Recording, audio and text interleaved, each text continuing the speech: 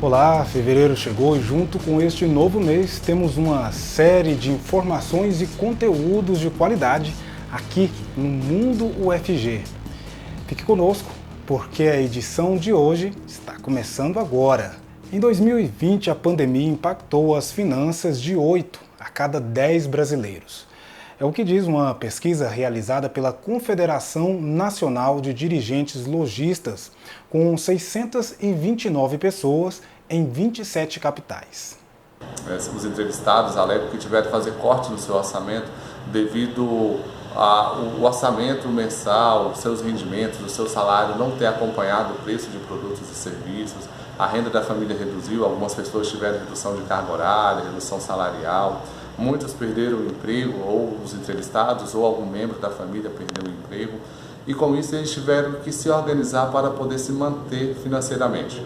Isso forçou muitas famílias a adotarem novos comportamentos. Compraram menos calçados e vestuários, comeram menos fora de casa, reduziram passeios e atividades de diversão e procuraram poupar para chegar em 2021 com mais fôlego. Inclusive, as perspectivas desses entrevistados para este ano são melhores. Eles acreditam que 2021 será melhor, será um ano de retomada, um ano de recomeço, para que a gente consiga gerar mais renda. O empresário também está otimista para poder contratar, fazer investimentos na sua empresa e com isso a gente gerar mais negócios, manter a nossa economia equilibrada, crescente na geração de empregos. O gerente de negócios lembra que é importante o empresário estar atento às mudanças e oportunidades. Além disso, tanto os empresários quanto nós, consumidores, temos que fazer um planejamento e não estourar o orçamento. Bom, ainda falando de pandemia, cerca de 7.500 goianos perderam a batalha para a Covid-19. Se considerarmos os dados do IBGE, isso representa mais de 1% da população do estado. O número de infectados não para de subir, já são mais de 350 mil, a maioria entre 20 e 59 anos. A campanha de vacinação, que começou há 2 semanas, até sexta-feira já tinha aplicado 75 mil doses nas pessoas que fazem parte dos grupos prioritários iniciais. Mas vale lembrar que ainda falta uma dose para que a proteção seja maior. Enquanto isso, medidas de combate à pandemia estão sendo adotadas, como a proibição de venda de bebidas alcoólicas em bares, restaurantes e outros estabelecimentos a partir das 8 da noite aqui na capital. Outra medida de enfrentamento ao novo coronavírus anunciada na semana passada foi o cancelamento do feriado de carnaval para os servidores públicos do estado e também da capital, Goiânia. Na verdade, essa segunda e terça-feira de carnaval sempre foi ponto facultativo. Então, para inibir viagens e, consequentemente, as aglomerações, o governo do estado determinou que as repartições públicas estaduais funcionem normalmente nos dias 15 e 16.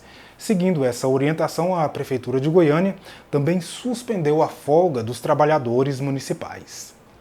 E sobre o vírus, um novo teste produzido por uma empresa sul-coreana será capaz de identificar as variantes do novo coronavírus.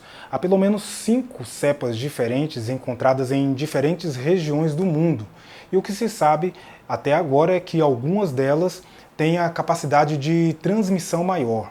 A identificação dessas variantes nos testes vai facilitar o rastreio da transmissão do vírus e evitar que mais pessoas sejam contaminadas. A empresa espera começar a exportação desses kits agora em março. E a Universidade Federal de Goiás conseguiu patentear um equipamento capaz de medir o nível de oxigenação no sangue. Os pesquisadores da UFG criaram o equipamento inicialmente para verificar o nível de oxigênio em rios e lagos, mas com a pandemia o invento foi adaptado. Para decidir o tratamento certo na hora exata, uma das informações essenciais para a equipe de saúde é o nível de oxigênio no sangue do paciente de Covid-19. Um sensor desenvolvido pela UFG tem potencial para fazer essa medição e dar resposta imediata. Ele mostra variações de oxigênio bastante pequenas em um curto espaço de tempo. Em segundos, você tem a resposta. de qual o nível de oxigênio. E como ele mede variações bastante pequenas, então você pode acompanhar o progresso da doença no paciente de Covid. O sensor é feito com uma mistura de 2 elementos químicos, cumarina e microtubo de peptídeo. Eles são colocados numa plaquinha de vidro junto de 1/4 de gota de sangue. Essa combinação, vista num equipamento, gera imagem com áreas pretas e outras coloridas, que representam emissão de luz. Quanto mais cor na imagem, menos oxigênio. O sensor é um sensor óptico, ele apresenta uma luminescência que é diminuída conforme mais oxigênio tem no ambiente. Então, conforme ele vai apagando, significa que tem mais oxigênio. Se ele brilha bastante, então tem pouco oxigênio dissolvido. Os laboratórios hospitalares já têm equipamentos que trabalham com alguns tipos de análises que são utilizados luminescência. Então, se você aplica isso no hospital, ele já tem equipamentos que vai ser fácil para você fazer essa verificação. Então, você coleta do paciente, é enviado para o laboratório e imediato ele consegue te devolver a resposta. Outra vantagem do sensor é que ele é barato e rende muito. Cada 2 ml da mistura de elementos químicos, que custa centavos, permite mensurar 400 vezes o nível de oxigênio no sangue dos pacientes. A patente do sensor foi concedida ao UFG em dezembro de 2020 e é a primeira em que a universidade detém todos os direitos sobre a invenção. Quando ele foi desenvolvido, a ideia era medir nível de oxigênio da água para preservação ambiental e cultivo de peixes. Os estudos continuaram e agora, diante da pandemia, serão feitos com amostras de sangue. É bastante promissor porque ele tem sido sensível ao oxigênio dissolvido em vários líquidos. A gente está esperando só aprovações, né, que precisa de conselhos de comitês de ética. Então a gente espera que lá para abril a gente vai ter todos os resultados e estudo finalizado.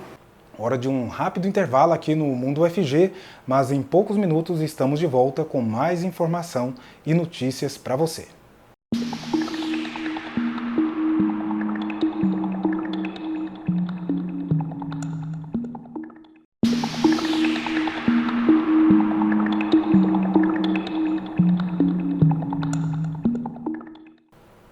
Está acontecendo essa semana o primeiro seminário do projeto Presença Carajá. Esse evento, que é virtual, está apresentando os resultados alcançados na primeira etapa e quais serão as metas pretendidas a partir de agora.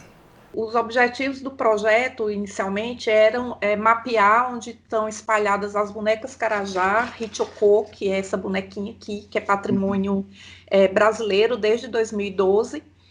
O Instituto Patrimônio Histórico e Artístico Nacional reconheceu. É uma boneca que ainda é fabricada pelos índios Inã, Carajá, e que a gente sabia que tinha presente em vários museus do Brasil e alguns do exterior. E na época eu pensava talvez uma dúzia, 2 dezenas, e a gente descobriu nesses 4 anos 77 museus em 16 países que possuem essa boneca. Sabendo então que museus em diferentes partes do mundo conhecem um pouco da cultura Carajá por meio dessas pequenas bonecas, agora um dos objetivos é aprofundar essas investigações. Então agora a gente vai ter esses trabalhos mais setorizados, digamos assim, com museus específicos, com coleções específicas para verticalizar e entender melhor a formação das coleções. E a gente vai trabalhar muito nessa plataforma digital, onde a gente pretende reunir como se fosse um catálogo das Hichoko espalhadas pelo mundo. Tem muitas variações temáticas e de formas também, então a gente pretende conseguir a autorização dos diversos museus para que a gente reúna nessa plataforma um catálogo dessa diversidade enorme de bonecas e que isso seja acessível, então, pelos próprios indígenas lá de suas aldeias e possa também, inclusive, ser uma plataforma alimentada colaborativamente que reúna mais informações sobre as peças. Essas bonecas Carajás já foram temas de reportagens em outros programas aqui na TV UFG. Para nós, que não somos indígenas, esses objetos podem ser apenas peças decorativas, mas dentro da cultura desse povo as bonequinhas têm outro significado. Essas bonecas, originalmente, elas eram brinquedos para as crianças Carajá, e por meio delas, as ceramistas, que são mulheres Carajá, ensinavam as crianças a ser Carajá. Então, tem todas as etapas da vida representadas, tem bonequinhas que representam o bebê, aliás, desde a maternidade, o parto, tem cenas de parto, tem todas as fases com os rituais de passagem, rituais que acontecem na juventude, para passagem para a idade adulta, tem representação de anciãos, e tem representações do cotidiano, com cenas de caça, de preparo de alimentos, e também seres sobrenaturais. Então, toda a mitologia, a cosmologia em Nancarajá está representada nessas bonecas.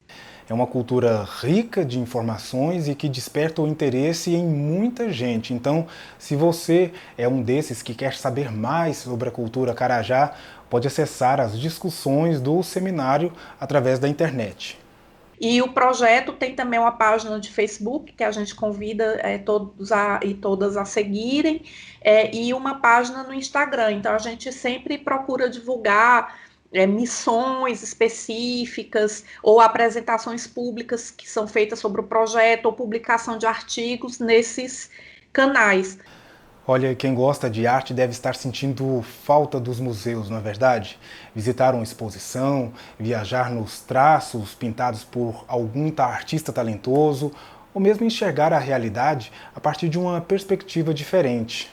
Pois é, já faz quase um ano que os museus goianos não recebem visitas, mas aqui na capital há pelo menos 5 espaços culturais que são geridos pela Prefeitura, e a Secretaria de Cultura do município pretende retomar o calendário cultural. Nós oficiamos ao secretário municipal de saúde para que ele submeta ao COI, que é o conselho, a comissão responsável por sugerir e estabelecer os protocolos para a abertura das atividades, para que eles levem em consideração que todos esses setores, que aglomeram muito mais do que os setores culturais, especialmente, vamos dizer, nesse caso, os museus, para que eles estabeleçam os protocolos sanitários necessários para a abertura dos espaços culturais da cidade. O impacto desse fechamento dos museus são maiores do que se pode imaginar. Projetos foram interrompidos e muitos artistas tiveram as suas rendas afetadas. No Brasil e no mundo, há espaços culturais que não resistiram à pandemia.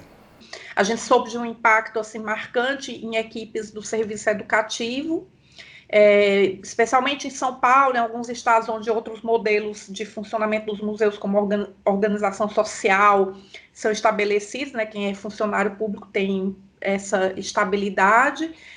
Então, assim, acho que no Brasil o fato da gente ainda ter muitos museus que funcionam com base em servidores não impactou nesse sentido, mas aqui na Europa, onde eu estou morando agora, na Bélgica particularmente, eu acho que o impacto ainda maior, porque os museus já não têm tanto esse modelo de gestão pública, o modelo que é muito parecido com o que são as OS no Brasil, e os museus, grande parte do seu orçamento, até para pagar funcionários, salários, vem do bilhete, do que as pessoas gastam na lojinha, no restaurante do museu. Então, a situação é muito preocupante, e o Conselho Internacional de Museus tem estatísticas assim, de que muitos museus que fecharam não vão reabrir.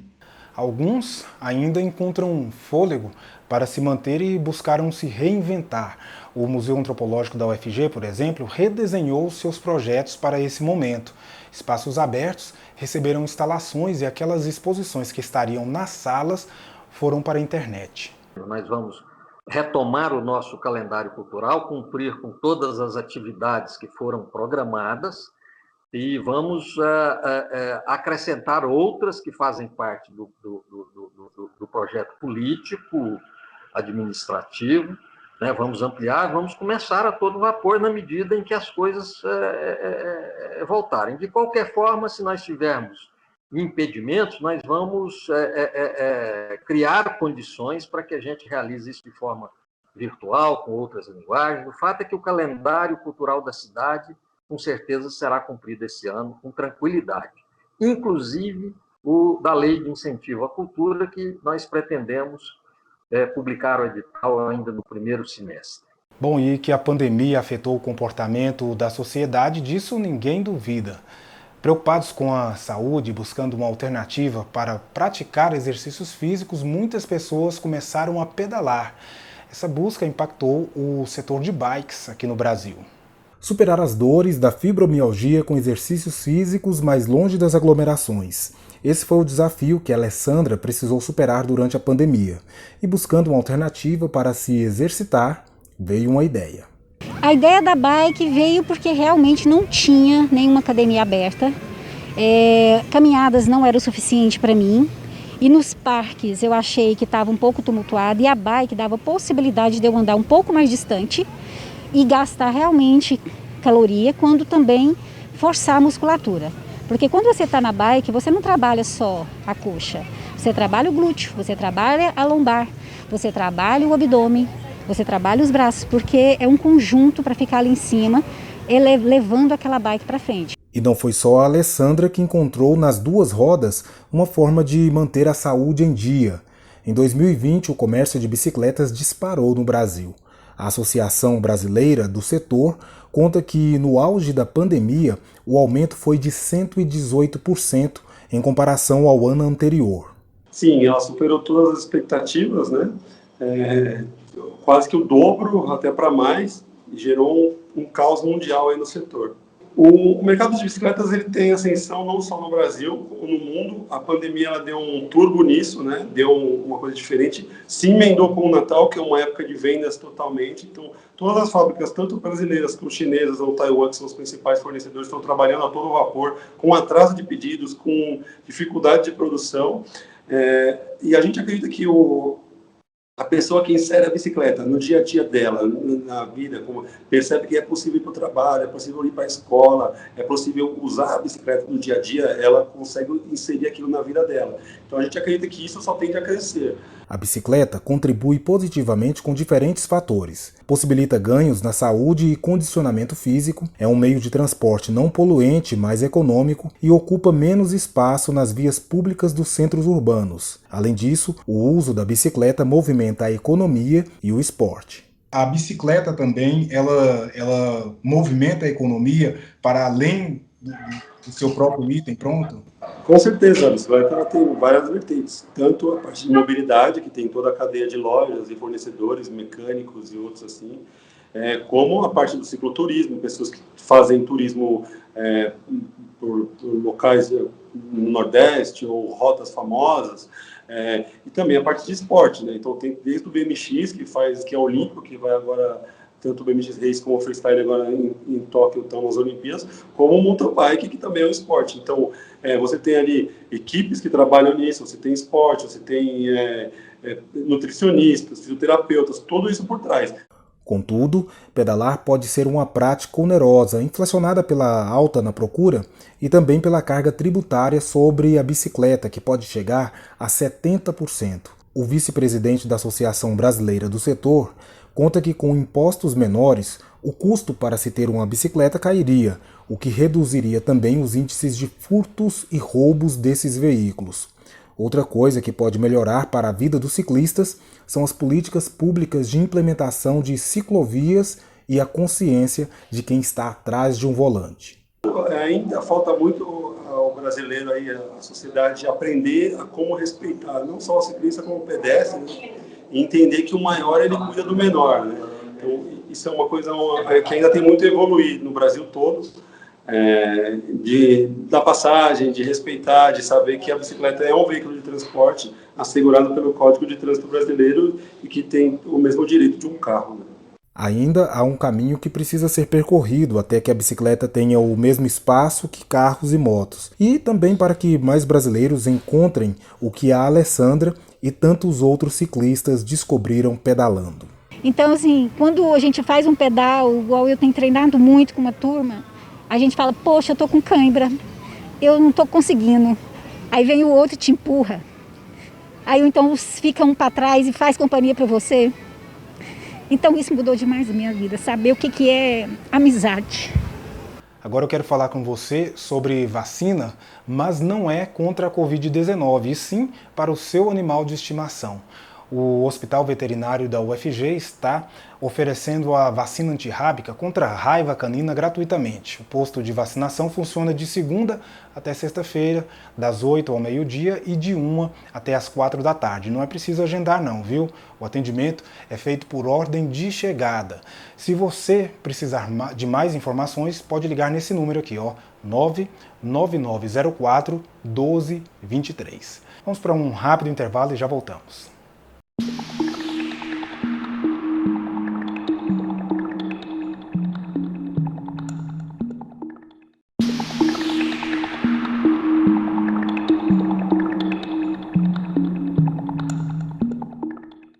Há pelo menos 4 anos, a Universidade Federal de Goiás lançou o Prêmio TCC Empreendedor. É uma maneira de incentivar os alunos da graduação a produzirem pesquisas e projetos sobre empreendedorismo ou pequenas e microempresas e colocá-los em contato com o mercado que poderão atuar. Uma dessas pesquisas premiadas foi a da Victoria Schmutzli. Ela desenvolveu um projeto para a internacionalização de uma empresa brasileira de moda praia. Diferente da monografia, esse é um projeto voltado para o mercado de trabalho. Então, ele é dividido em 4 partes, onde a gente fala um pouquinho sobre a empresa, um pouquinho sobre o produto no mercado brasileiro, e depois a gente faz um projeto que é como levar essa empresa para o exterior. E aí um dos capítulos é como o mercado desse produto se comporta nos países que a gente pretende levar a empresa. Então, o meu projeto foi sobre moda praia e, mais especificamente, sobre como internacionalizar essa empresa daqui de Goiânia para Portugal. E você encontrou dificuldades para poder desenvolver esse projeto? A minha maior dificuldade foi dados, porque eu precisava de todo tipo de informação que você pode imaginar. Preço do produto aqui, preço do produto lá fora, como que os consumidores portugueses lidam com o consumo de biquíni, de maiô, como que os nossos consumidores aqui no Brasil lidam com isso, como que é a temperatura em Portugal, qual que é a melhor época do ano para a gente exportar esse tipo de produto, quais as feiras que a gente pode ir para levar esse produto para vender, preço de passagem aérea, preço de participação de feira, preço de tudo. E nessa questão cultural aí que você citou, né? A diferença entre o consumo de roupa de moda praia aqui no Brasil e lá na Europa, existe? Existe, principalmente no que se trata dos nossos biquínis, porque o corte europeu, ele é totalmente diferente do corte brasileiro. Eu digo corte, eu me defino aos modelos dos biquínis. O nosso biquíni aqui no Brasil, ele é um modelo mais ousado, tem vários tipos de modelagem, de tamanho. E lá em Portugal, na Europa como um todo, são modelos maiores, mais conservadores. O que significou para você fazer esse projeto? O pessoal tem medo de TCC, né? Mas eu queria alguma coisa que eu me sentisse motivada para escrever todos os dias. Então eu pensei, eu preciso escrever sobre alguma coisa que eu goste, que eu me interesse. E aí eu cheguei nesse tema sobre moda praia, sobre como nossos biquínis são aclamados lá fora. E aí eu fiz meu trabalho, assim, em 4 meses. Eu fiz muito rápido, porque eu virava noites, assim, me deliciando, procurando dados. Foi muito legal para mim. Então, eu diria que do meu curso foi uma das partes mais divertidas e mais tranquilas de fazer. A Vitória alcançou o primeiro lugar na categoria Empreendedorismo de Negócios e está usando o prêmio para pagar parte da sua pós-graduação. Houve também uma outra categoria de empreendedorismo social. Nessa, a Stephanie Nóbrega concorreu com o seu trabalho que falou sobre os efeitos da feira agroecológica na UFG para a soberania alimentar. Ela ficou em segundo lugar. A Feira Interinstitucional Agroecológica é um mercado social, né? Ela é formada a partir da cooperação, da integração entre universidade e sociedade, abrindo um espaço tanto para que os agricultores familiares comercializem os seus alimentos, como para que as pessoas das instituições, seja servidores, estudantes, terceirizados ou a comunidade do entorno, também possa acessar alimentos de qualidade, sem agrotóxico, com valores acessíveis, né? A discussão que está por detrás dessa feira é justamente a discussão da soberania alimentar, né? Aqui na região metropolitana de Goiânia, a gente tem apenas um único assentamento de reforma agrária. E é uma região, assim, densamente povoada, que as pessoas necessitam de ter acesso a alimentos, né? E, no geral, o que o Centro-Oeste produz, a agropecuária, para exportação, grãos, né? Então, a gente realmente precisa avançar nessa discussão da produção de alimentos. E além disso, a Feira Agroecológica consegue ser um espaço para que esses produtores familiares do assentamento Canudos possam escoar suas produções. A pandemia interrompeu esse fluxo, mas o projeto encontrou uma outra saída. Então, a gente começou a construir a edição virtual da feira, né? Aí ela acontece ainda mensalmente. A gente está constituindo um grupo de pessoas assim, que se identificam tanto com a proposta política, como também com essa questão mais da saúde, né? De procurar alimentos, fonte de vitaminas reais, diferente do que existe nos supermercados, esses alimentos enlatados e que fica na prateleira no mínimo 6 meses. Isso não pode ser um alimento de verdade, né? Feliz por ter sido contemplada com esse prêmio e apaixonada por esse projeto de extensão, no qual ela participou durante quase toda a sua graduação. Antes de encerrar, a Stephanie fez um convite para a gente. Aí eu gostaria só de deixar aqui um convite, né, para que vocês venham conhecer a Feira Agroecológica. Tem o Instagram da feira, @Feira Agroecológica SAM, de Segurança e Soberania Alimentar. Tá lá no Instagram, lá a gente pode acompanhar tanto o catálogo com todos os alimentos que são ofertados e também o formulário para a gente realizar a compra online. A próxima edição vai ser no dia 10 de fevereiro, mas as compras já têm que ser feitas agora, então dá uma conferida lá no nosso Instagram. Na última semana, apresentamos alguns editais abertos para cursos de pós-graduação na UFG. Essa semana tem mais, viu? O Programa de Pós-Graduação de Ciências Ambientais, o CIAMB, está recebendo inscrições para processo seletivo de mestrado e doutorado até o dia 11 de fevereiro. Serão ofertadas 13 vagas para o nível de mestrado e 13 vagas para o nível de doutorado. Se você é da área de humanas, ou exatas, ou biológicas e se interessa pela temática ambiental, uma temática inter e multidisciplinar, venha fazer parte da nossa equipe. Maiores informações, acesse o nosso site ciamb.prpg.ufg.br. E os alunos da pós-graduação que querem fazer mobilidade, ou seja, estudar parte do curso em outra instituição de ensino superior, terão a oportunidade de fazer isso virtualmente. Na última semana foi lançado o projeto piloto de mobilidade virtual e o edital já está disponível no site da UFG. São 2.130 vagas em 340 disciplinas nessa primeira etapa.